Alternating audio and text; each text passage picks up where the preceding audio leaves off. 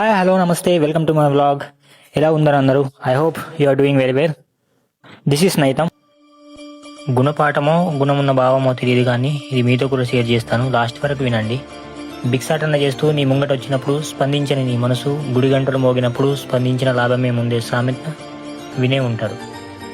అడుక్కోవడం అంటే కేవలం బిచ్చగాడే కాదు, భూమి మీద పుట్టిన ప్రతి మనిషి ఒక భిక్షాటన చేసే తోలుబొమ్మలు.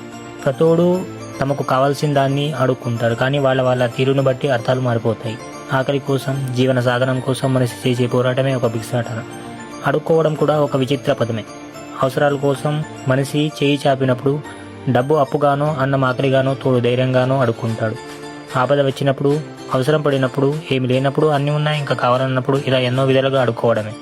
ఎలాగైతే మనిషికి చలి వేసినప్పుడు ఎండ కావాలనో, ఎండ ఉన్నప్పుడు నీడ కావాలనో ప్రకృతిని సహా అడుక్కుంటాడో, అలాగే తను పుట్టినప్పటి నుంచి సమదయ్యే వరకు పాడే మోసే నలుగురి భుజాలను కూడా అడుక్కుంటాడు.